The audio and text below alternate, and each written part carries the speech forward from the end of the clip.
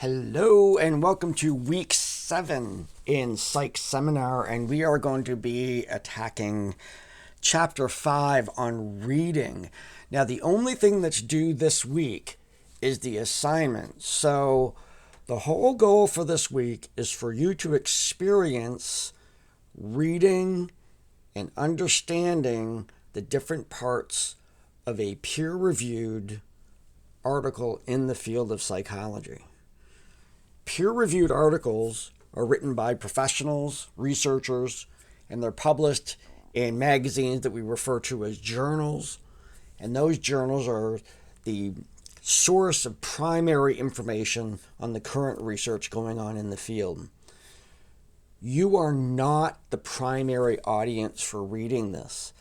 When I read an article in a journal that I've subscribed to, there's language, there's expectations, there's the format of the writing, there's the nuances of what that particular article explores that makes assumptions about what I already know. And I'm already, basically they understand that I already know how to read articles like this and glean from that reading what it is that I want to know. This is your first maybe foray into this world, and you are coming in to develop the skill to become the kind of person that reads this material. Reading it, for everybody, including myself, can sometimes be very challenging. There's lots of terminology, there's lots of presumptions about knowledge and language and the meaning of words, there's statistics, there's the different sections of it. All of that should be challenging if you have not done a lot of that kind of reading before. So this is not the kind of assignment where you would master this stuff the first time around. This is the beginning of a long journey of developing an understanding on how to consume this kind of information. So I broke it down into steps. The first, I give you a list of topics within the field of psychology, some of them controversial, some of them just, I know there's research going on in that area. You can use that, or you can search around and find topics. Keep in mind that it's going to be important that you are very specific about the topics that you pick, because research these days is not necessarily coming out about general definitions. So if you were interested in mental health and you looked up schizophrenia, well, you're going to get a million choices to choose from in terms of schizophrenia. You might want to do a little bit of reading in that area or do those kinds of searches and be prepared to look at articles that are extremely narrow in their focus. You might find articles that are looking at a particular kind of chemical that brings about a particular response in the receptor part of a neuron and how it may in the future impact the symptomology of schizophrenia. It's going to get really, really detailed, but that's just the nature of these articles. So I give you that sense of topics when in that document. Then I'm going to have you utilize a tool that you may have heard of called ChatGPT. ChatGPT is a language prediction artificial intelligence network, building up over time its knowledge of what's out there. And it's not so much an intelligence per se as when it starts putting words together, it has such a rich database of things that have already been written that it can fairly well predict what the next word is going to be. And as you make your way down a sentence, it just becomes increasingly likelihood of what the next word is going to be. That kind of modeling has its limitations in terms of whether it's true, whether you can rely upon that information. And certainly as we're exploring artificial intelligence in our world right now, we're finding that it has great limitations. But something it is really good at is if you take some topics, let's say you're looking at the teenage years and the impact of eating, the psychological impact of eating too much junk food. You could put that into ChatGPT and have it construct a research question, just use natural language. Please construct a research question, or maybe 3 or 5 or 10 research questions regarding, quote, teenagers and, quote, psychology and, quote, junk food. Had to remember what I was talking about there. And in quotes, and let ChatGPT come up with some very, very elegant ways in which to ask those questions. That becomes the kind of text that you then use to search for an article. It's kind of like what the librarians might do if you went up to them and said, here's my subject matter. How can I ask a question about those things? And so once you have that sort of question, you then have to familiarize yourself with the tool we have here at KVCC. Our library subscribes to a tool called EBSCO. This is not the web. This is what's referred to as an aggregate database. In that, it allows for an online portal into the journal articles across various domains, fields of study. It's expansive, millions and millions of articles available through that network that is paid for by the college and provided to you at no cost, or it's included in the cost of going to KVCC. So the next skill, first, picking a topic. Skill number 1, using ChatGPT to create a good research question. Skill number 2, accessing EBSCO through our library. That is the tool I want you to use for this assignment, because learning how to use EBSCO is part of the learning outcomes of this assignment. So you're not going someplace else. You could do Google Scholar, for example. I use that all the time. But I want you specifically to use EBSCO.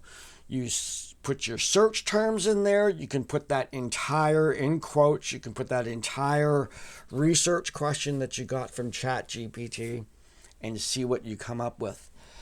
In the interface for EBSCO, you're able to first delineate the age of the article, and I would like any article that you're looking at to be no more than 3 years old. There's a little bar where you can slide a slider and determine that you want everything from 2021 to 2023. You can narrow the search. There's also a button, and I can't remember whether it's called peer-reviewed or professional journals or something. There's a little check mark where you can say, I only want peer-reviewed articles. Otherwise, it includes newspapers, general readership magazines and stuff, which are off. Those are great too when you're doing a full-fledged research project, but you're seeking specifically a peer-reviewed article from something like the Journal of Comparative Psychology or something like that. Not the kind of magazine you would see in a bookstore or Barnes & Noble or something like that. Then once you get that, and another feature is you can ask it for full text only. Now, if you were doing a research project, whether it was full text or not may be irrelevant, because you can then order articles, because sometimes the key article that you need in a research project is not one that is fully supported within EBSCO. Never pay for these articles. If you find an article, even for this project, if you find an article and you think this is really the one I want to look at, I want to use for this project, or in future assignments that you have, you find, this is just the perfect article, but it's not available in full text, take that information, go to our librarians and have them get the article for you for free. Do not pay for any articles. They can do that through an exchange program, and they'll send you an email with the article attached, full text. So don't even think about buying any of these articles. Once you have the article, you're going to notice that it has a certain structure. And in the assignment in the course book, I go over that structure. So you have the abstract, you have the title, all the people that contributed to the writing. You have the abstract, which is a 1-paragraph, maybe 2-paragraph summary of the entire article. Then an introduction, and then a methods section, and then results, which is a lot of statistics, and then a discussion section. I'm just doing very generic. The assignment gets a little bit more specific. So you're going to see these sections of the article and how it moves the reader from understanding what we're looking for, a little bit on what has already been discovered, a literature review, and then the method section, what did we do different? What did we do to capture information? And then the statistical analysis of that information in the results sections. And then finally, a discussion that draws the conclusions and then opens the door for further research coming down the line. And this is essentially the way in which researchers communicate new information that they have discovered. They put it out there for people to look at, to critique, to copy, to bring to the next step. All of this is this dynamic interaction between researchers to move the field forward and discover new knowledge. You're going to look at each one of those sections. You're going to read the entire article. You're going to get your head wrapped around it as best as you can. And then you're going to create a slideshow. You can use any slideshow program that you want. You can use PowerPoint. You can use Keynote, which is on Macs. You can use Google Slides. You can use whatever. It's got to be a presentation software. And I say you can use any one because I'm going to ask you, whatever you're using, to export that file as a PDF with a slide on each page. Again, another skill for you to develop is, how do I take this slideshow? There's a title page, there's a slide about each part of the article, and then there's the reference in APA format. We'll be talking about that next week, but this little precursor to that, EBSCO will actually produce a pretty good APA citation for you, so you can put that on that last slide. You also have your APA style guide that was a required component of this course. You create that slideshow, and then you look for the features that allow you to export that into a PDF, one slide per page. That is what you send to me. Don't send me the PowerPoint, don't send me the Keynote, and certainly don't send me the Google Slides. Those don't work on my end. So make sure that you convert it to that PDF. So what you are experiencing is a number of skills. First, how to use ChatGPT appropriately. Secondly, how to find an article in EBSCO. Third, how to read an article and summarize its components. 4, how to create a slideshow with one page for each one of those components. 5, how to export.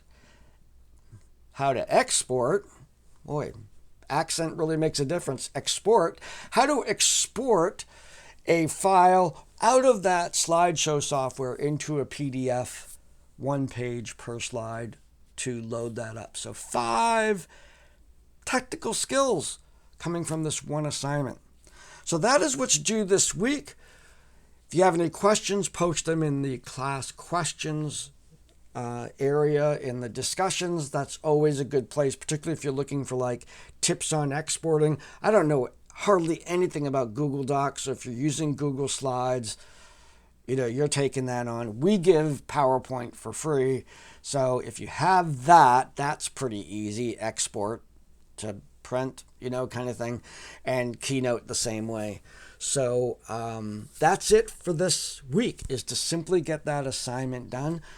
When it comes to the end of the week, when I'm going to be doing attendance, I usually base attendance on the discussion, since there's no discussions this week.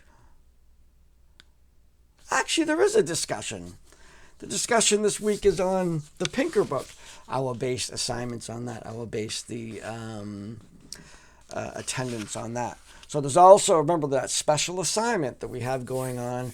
I forget it too, but this other thing that's going on, make sure you get into those discussions as well. That will be what formulates attendance for this week.